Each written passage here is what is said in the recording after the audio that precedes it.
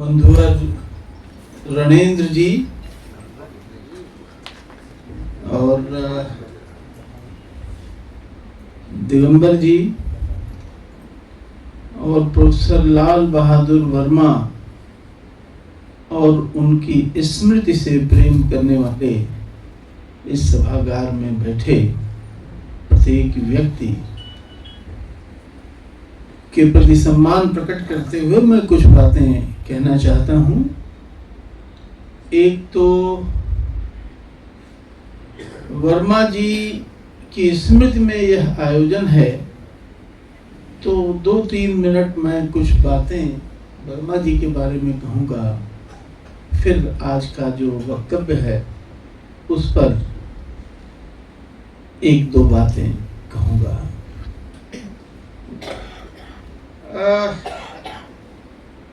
वर्मा जी से मेरी जो पहली भेंट हुई थी, जैसे रणेंद्र जी ने कहा कि हमारे वो शिक्षक नहीं थे, आमने सामने बैठ के अध्यापक के रूप में और विद्यार्थी के रूप में मैंने उनसे पढ़ाई नहीं की, एकलव्य वाली शैली में सीखा, तो मैं तो उतना लायक एकलव्य भी नहीं था।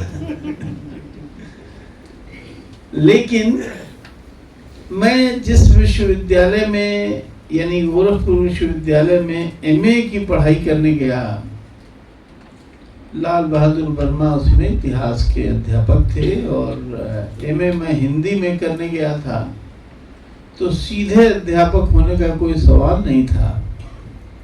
हम लोगों ने छात्रावास में तय किया कि चंद्रशेखर आजाद की जयंती मनाएंगे और किसी को हम जानते थे नहीं, तो तैयारी हम लोगों ने की कि चंद्रशेखर आजाद की जयंती मनाई जाए, किसको किसको बुलाया जाए। तो उसी में किसी ने कहा कि लाल बहादुर वर्मा हैं, बहुत अच्छा बोलते हैं, उनको बुलाया जाए। तो अब जितने भी लोग आयोजन कर रहे थे कोई जानता नहीं था, सब नए नए लड़के आए थे। तो ये हुआ कि अच्छा मैं जाऊं, तो मैं गया वर्मा जी से मिलने और जाके मैं एमए पार्ट 1 का विद्यार्थी और गांव से आया हुआ, वो गया और मैंने उनसे कहा कि ऐसे ऐसे हम लोग आयोजन कर रहे हैं, आइए। तो उन्होंने निमंत्रण स्वीकार कर लिया और कुछ बातचीत की, कहाँ के हो, क्या है। और फिर जब हम वापस चलने लगे तो हाथ मिलाया उन्होंने। तो मैं गांव से आया हुआ आदमी, और लगता था कि ये जो यूनिवर्सिटी का टीचर होता है वो बहुत बड़ी चीज होता है, प्रोफेसर जो है, और ये आदमी हमसे हाथ मिला रहा है। हाथ मिलाया तो मैं भी कुछ हूं। तो पहली बार मेरे मन में कुछ होने का भाव आया लाल बहादुर वर्मा से हाथ मिलाने के बाद। और बाद में अब पूरा एक अध्यापक का जीवन जी लेने के बाद मैं ये अनुभव करता हूँ, और विद्यार्थी के रूप में भी, कि अध्यापक और विद्यार्थी के बीच संबंध कैसा होना चाहिए। तो वह एक मित्र वत्सलता उसके बीच होनी चाहिए। और हजारी प्रसाद द्विवेदी ने एक बात कही थी, बड़े आदमी की बहुत सारी परिभाषाएं की गई हैं, लेकिन सचमुच बड़ा आदमी वह होता है जिसके सामने आप जाएं तो आपको लगे कि हम भी बड़े हैं, हम कोई तुच्छ प्राणी नहीं हैं। वर्मा जी में एक ये पहला गुण जो मैंने देखा पहली मुलाकात में। और बहुत सारी बातों को छोड़ते हुए एक बात की ओर मैं आपका ध्यान आकृष्ट करना चाहता हूं, जो कि आप सबके ध्यान में होगी। फोटो देखिए वर्मा जी की जो यहाँ लगी हुई है। जब भी मुलाकात हुई है, जीवन के जिन क्षणों में वर्मा जी से मुलाकात हुई है, वो कठिन से कठिन दिन थे, चाहे बहुत आसान दिन रहे हों, वर्मा जी के चेहरे पर एक खास तरह की मुस्कान सतत वर्तमान रही है। और बुद्ध कहते हैं कि आदमी के चेहरे पर एक मुदिता का भाव होना चाहिए। मुदिता माने प्रसन्नता का भाव।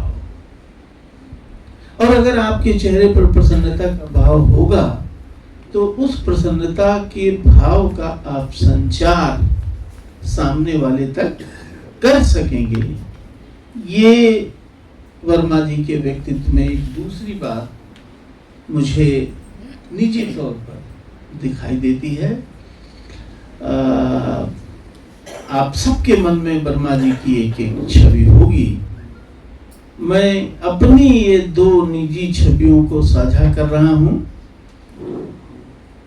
और जो सवाल बंधु रणेंद्र ने उठाया था इतिहास बोध के मामले से, इतना काम इतना सकर्मक जीवन, जो वैदिक प्रार्थना है कि हम 100 वर्ष तक जिए, और कैसे जिए? कर्म करते हुए जिए। कैसा कर्म करते हुए जिए? ऐसा कर्म करते हुए जिए जो दूसरे लोगों को सही रास्ता दिखाए। क्या साहब भंगिमा पत्रिका निकाल रहे हैं, इतिहास बोध निकाल रहे हैं, नुक्कड़ नाटक कर रहे हैं, गोष्ठियां कर रहे हैं, नाटक की तैयारी हो रही है। भंगिमा का जो कवर बना था वो आंसू की लिखावट में बना था, ये ना। तो एक पूरा इतिहास जैसे चल रहा हो वैसे इनका वर्मा जी का जीवन था। और इतिहास बोध, और उससे भी एक चीज जो निकलती है, इतिहास का विवेक। दिक्कत हम लोगों की यही है कि हम लोगों को इतिहास बोध और इतिहास के विवेक से वंचित किया गया। और मैं समझता हूं कि रणेंद्र जी का आज का व्याख्यान इतने व्यापक फलक पर, जिसमें कला भी है, संगीत भी है, भाषा भी है, जमीन भी है, श्रम भी है, संस्कृत निर्माण के जितने उपक्रम हैं, सबको, जैसे हम संस्कृत के निर्माण की प्रक्रिया पर एक फिल्म देख रहे हों, ऐसे ही 1 घंटे का ये व्याख्यान, 1-1.25 घंटे का, जो भी मैंने अनुभव किया, आपने भी अनुभव किया होगा। तो यह व्याख्यान एक तरह से बिल्कुल सही चयन है, वर्मा जी की स्मृति में व्याख्यान दिया जाए, और वह व्याख्यान हमारे इतिहास बोध को, इतिहास के विवेक को जागृत करे। तो इतिहास विवेक को जागृत करने वाला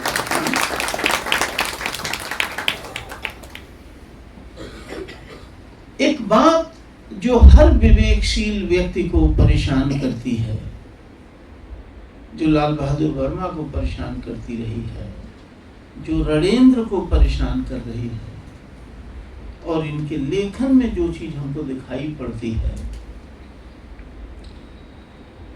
और आज के व्याख्यान में भी इन्होंने उसको उठा के रखा, विषमता। विषमता के प्रति एक आलोचनात्मक विवेक। तो वो चाहे आर्थिक हो, चाहे वो सांस्कृतिक हो, और चाहे सामाजिक हो, और उस विषमता से ही जो एक अन्याय तरह तरह के पैदा होते हैं, और इन सारी चीजों को से मुक्ति पाने का उपाय ये है कि आपके भीतर एक इतिहास का विवेक हो, आप समझें कार्य और कारण का जो संबंध है, उसको ठीक से समझें और ठीक से देखें। शास्त्र और लोक की जो बाइनरी की बात हो रही है, मैं समझता हूँ कि जितना साफ पानी की तरह बहता हुआ व्याख्यान था, उसकी अलग से कोई व्याख्या करने की जरूरत नहीं है। लेकिन कुछ बातें मैं इस व्याख्यान को और गहराई में समझने के लिए, अध्यापक तो और कुछ करता नहीं है, पहले से जो कहा गया है उसी को थोड़ा समझा के कहता है, और कई बार बिना समझे भी समझा देता है। तो एक शेर है कि कभी हम इस तरह भी दिल को बहलाया करते हैं जिसे खुद ही नहीं समझा औरों को समझाया करता है। तो थोड़ा मैं समझाने की कोशिश करता हूँ। संस्कृत के निर्माण की प्रक्रिया पर बहुत अच्छा सुचिंतित व्याख्यान, और संगीत से शुरू किया, संगीत घरानों से शुरू किया, और कैसे लोक गीतों के माध्यम को धीरे धीरे एक विशेष वर्ग उसका अधिग्रहण कर लेता है, और जहाँ वो चीज पैदा हुई है, जो उसको पैदा कर रहे हैं। आप हमारे बनारस में देखिए, बनारसी साड़ी की धूम पूरी दुनिया में है, लेकिन जो बुनकर है, जो उस साड़ी को बनाता है, वह कहीं दृश्य में फोटो नहीं आता। आजकल तो कुछ फोटोएं ऐसी हैं कि वो बनारसी साड़ी के उसमें भी छप जाती हैं। तो ऐसा कलाओं के और विशेषताओं के और विशिष्टताओं का अधिग्रहण कर लेने की, उन पर कब्जा कर लेने की एक कोशिश हर जगह मौजूद है। उस शास्त्रीयता की व्याख्या करते हुए रणिन जी जो कह रहे थे कि प्राचीनता पर जोर है, और जो बदलाव हो रहा है, सामने घटित होता हुआ है, वो उनको नहीं दिखाई दे रहा है। और जो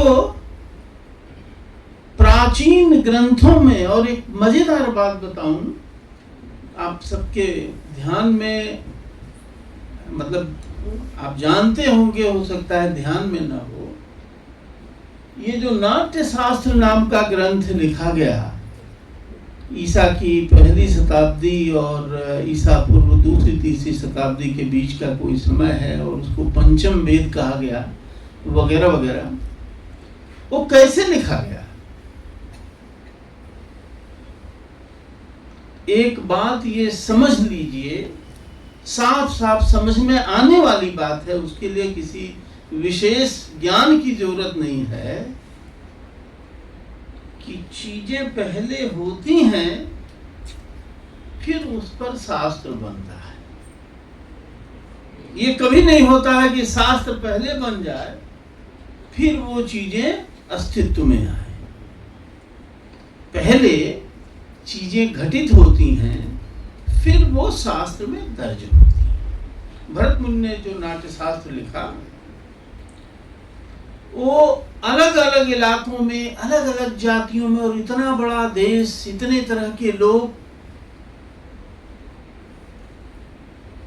और अपने जैसे कि वो जीवन के क्रम में तरह तरह के श्रम में लगे हुए। मान लीजिए कि चले गए आप एकदम समुद्र तट पर, जहाँ लोग अपनी आजीविका मछली पकड़ने से चलाते हैं, या कहीं एकदम से पत्थर तोड़ने से अपनी आजीविका चला रहे हैं, या कहीं खेती से आजीविका चला रहे हैं। तरह तरह से श्रम करने वाले लोग श्रम के परिहार के लिए आपस में बैठ के हंसी मजाक, विनोद, अभिनय, नाटक, ये करने की परंपरा पूरे देश में रही है और सभी समूहों में रही है। भरत मुनि ने नाट्य शास्त्र बड़े मेहनत से लिखा, सब जगह गए, फील्ड वर्क किया और देखा कि कैसे ये श्रमिक लोग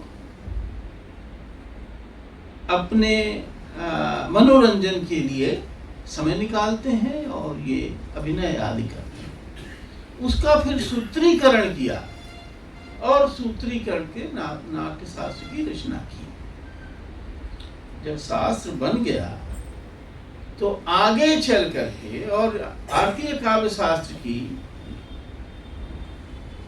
तो कोई भी कविता का शास्त्र हो, संगीत का शास्त्र हो, नाटक का शास्त्र हो, सबको नाट्य शास्त्र से ही उसका शास्त्र विकसित हुआ है।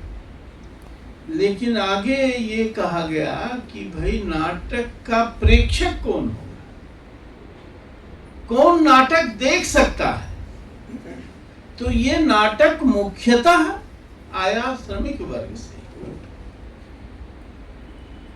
नाट्य शास्त्र वहां से पैदा हुआ और पैदा होने के बाद जब वो एकदम शास्त्र वगैरह बन गया और नाटक एक विशेष कला के रूप में स्थापित हो गई और राजाओं महाराजाओं और बड़े लोगों की चीज हो गई, तो ये हुआ कि प्रेक्षक कौन हो सकता है, कौन नाटक देख सकता है। तो जिसको रसों की पहचान हो, जिसको भाव की पहचान हो और तमाम तरह की शास्त्रीय जो विशेषताएं बताई गई है वो सब जो जानता हो, वही नाटक देखने का अधिकारी हो सकता है। तो ये जो शास्त्र निर्माण की प्रक्रिया है वो अपने आप में एक संदेह पैदा करती है, और अगर न करती तो बुद्ध से लेके कबीर तक यह क्यों कहते कि किसी बात को इसलिए मत मानो कि वो किताब में लिखी गई है, उसको इसलिए मानो, मानने के पहले देखो कि वो तुम्हारे वास्तव में अनुभव में आ रही है कि नहीं आ रही है।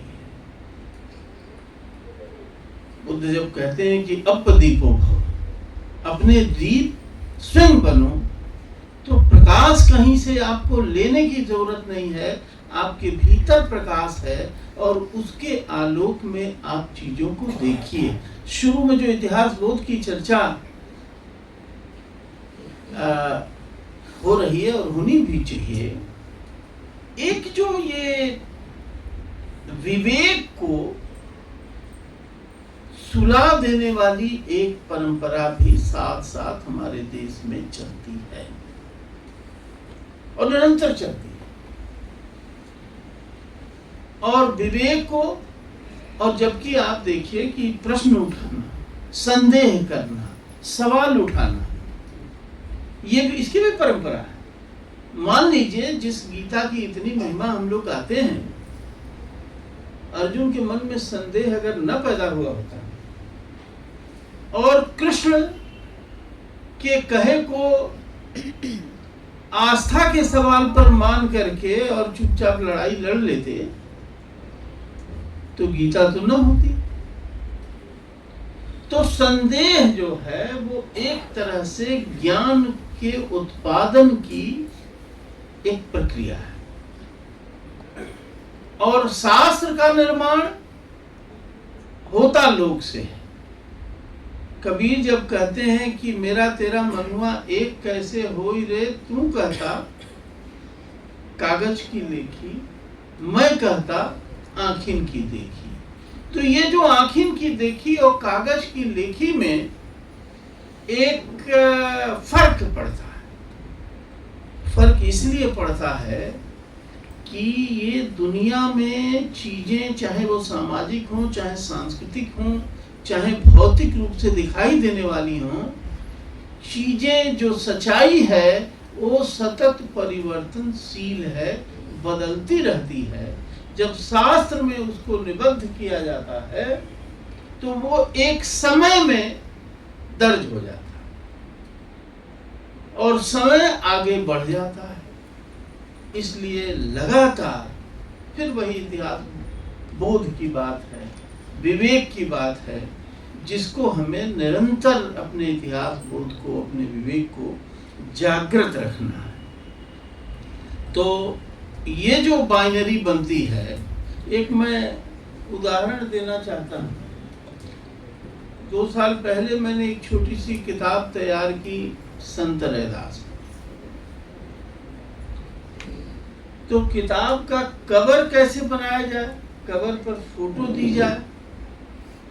तो संत रैदास की जो फोटो रैदास मंदिरों में मिलती है वो मुझे बहुत जची नहीं।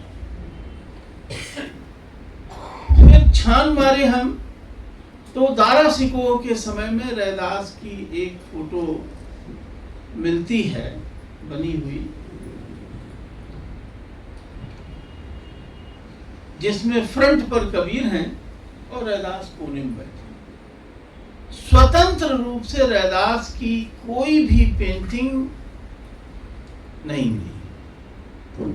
हमने एक आर्टिस्ट से बात की और उनसे भी कहा कि आप मदद करिए, कोई पुराना चित्र रैदास का जो किसी पेंटर ने बनाया हो, जैसे कबीर की पेंटिंग मिलती है, गोरख की मिलती है, बहुत से लोगों की मिलती है। उन्होंने भी खोजा लेकिन नहीं मिली। फिर उन्होंने कहा कि संभव है कि वो चूंकि एक खास सामाजिक पृष्ठभूमि के थे और लोगों ने उनकी पेंटिंग न बनाई हो। तो फिर मैंने उसी आर्टिस्ट से कहा कि आप एक बनाइए। फिर 3 महीना हम लोगों ने रैदास की कविता पढ़ने में लगाया और रैदास की कविता के भीतर से जो रैदास की छवि उभर रही थी उसकी पेंटिंग हम लोगों ने बनाई, वो किताब की कवर पर। फिर हमने वो किताब रैदास मठ के एक महंत को दी। नाराज हो गए देखते ही, कहा ये फोटो कहाँ से आई, ये फोटो होनी चाहिए। और अभी आप वो फोटो देखिए जो रैदास की फोटो है, जो रैदास का जीवन हम जानते हैं कि वो जूता सीते थे। और अभी रैदास की फोटो ऐसी बनी है कि जैसे लगता है कि अभी अभी जिम से लौट के आए, हट्टे कट्टे मोटे। फिर रैदास जो भाषा के नियम से घिस करके बना एक शब्द है, उस शब्द से वंचित करके उनको रविदास कहा जा रहा है। ये जो संस्कृताइजेशन का सवाल और भी लोगों ने उठाया है और उस परंपरा में रणेन जी उठा रहे हैं। अब रैदास की वह छवि जो वास्तविक है, उस छवि से हम रैदास को विच्छिन्न कर दे रहे हैं और एक ऐसे मोटे ताजे हट्टे कट्टे रैदास को हम ला रहे हैं बाजार में कि जो रैदास की आइडियोलॉजी है, जो समता का संदेश रैदास की वाणी में है, बेगमपुरा का, उससे उसका संबंध बन नहीं पाता।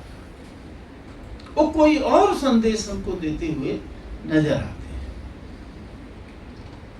ये पुराणों की जो रचना हुई है और जिस नियत से हुई है, एक छोटी सी कहानी सुना के मैं बात खत्म कर रहा हूँ। मास्टर आदमी हूँ और विषय जो 45 मिनट तो बोल ही सकता हूँ, सो नहीं करूँगा। एक कहानी मैं पुराण की सुना रहा हूँ। आलोचना में जो निबंध छपा है उसमें आखिर में बंधुवर ने बुद्ध की चर्चा की है। बुद्ध, और अभी कहा भी कि बुद्ध को विष्णु का अवतार बनाया गया, नवा अवतार। कैसे बनाया गया मालूम है कहानी है? नहीं मालूम है। पंडित विद्यानिवास मिश्र ने 96 में एक भाषण दिया, परंपरा और उत्तर आधुनिकता। और उसमें कहा कि ये जो पुराण है वो इतिहास का निषेध नहीं करते हैं, इतिहास को अंतर्भुक्त कर लेते हैं। भाषण खत्म हुआ तो सवाल पूछने के लिए कहा गया, तो मैंने हाथ उठा दिया। तो मैंने यही पूछा उनसे कि पुराण बुद्ध जो है इतिहास है, इसमें कोई शक नहीं है कि बुद्ध कहाँ पैदा हुए थे और कब हुए थे, आदि आदि इत्यादि। पुराण में जब शामिल किया कि बुद्ध 9वें अवतार हैं, तो उसकी कहानी जो पुराण में बताई गई है वो बड़ी दिलचस्प है। स्वर्ग भी था और नरक भी था, और कलयुग के बारे में बता ही चुके हैं रणेन जी। कलयुग अभी आया नहीं था, कलयुग अभी नहीं आया था। और नरक के कर्मचारियों के पास कोई काम ही नहीं था, क्योंकि कोई नरक में जाता नहीं था। तो नरक के कर्मचारी भगवान के पास गए और भगवान से कहा कि या तो आप हमारा ट्रांसफर स्वर्ग में कर दीजिए, हम वैसे मतलब निकम्मे बिना काम किए खाने वाले लोग नहीं हैं, कर्मठ लोग हैं, तो वहां या तो भेज दीजिए या हमको काम दीजिए। तो भगवान ने कहा कि देखो भाई, व्यवस्था का मामला है, 2 व्यवस्थाएं हैं, तो ये तो नहीं होगा कि आपको स्वर्ग में भेज दिया जाए। हाँ, ये बात सही है कि आपको काम दिया जाए। तो कलयुग आने वाला है, और कलयुग में मैं बुद्ध का अवतार लेकर धरती पर आऊंगा, एक भ्रष्ट धर्म चलाऊंगा, और उस धर्म के जो अनुयायी होंगे वो नरक में आएंगे, और तुम लोगों को काम करने का मौका मिलेगा। तो अब ये पुराण की ये जो बड़ी ऐसी कहानी आप नहीं लिख पाएंगे असफल जी, लिख पाएंगे? तो बड़ी कहानियां लिखी गई हैं। बुद्ध का धर्म, बुद्ध का संदेश, बुद्ध की वाणी, नरक जाने का रास्ता, और बुद्ध विष्णु के 9वें अवतार। तो ये जो शास्त्र और लोक का जो द्वंद्व है, और उसके पीछे की जो चालाकियां हैं, उन चालाकियों को लगातार समझते रहना है। ये जो अभी मैं देख रहा था, ये जो किताब बुद्ध पर जो किताब उसकी एडविन आर्नाल्ड की है, लाइट ऑफ एशिया, वो उसकी भूमिका उसने जो लिखी है, भूमिका में वो कहता है कि बुद्ध ने अपने बाद के सभी धर्मों को प्रभावित किया। फिर हिंदू धर्म के संबंध में वो कहता है कि वैसे तो कहा जाता है कि भारत से बुद्ध धर्म गायब हो गया है, लेकिन हिंदू धर्म में जो अच्छी चीजें हैं वो बुद्ध धर्म से आई हुई हैं, और बुद्ध धर्म की जितनी अच्छी बातें हैं उसको थोड़ा बहुत फेर बदल करके और इन शास्त्रों में शामिल कर दिया। एक मैं धम्मपद से एक गाथा पढ़ता हूं।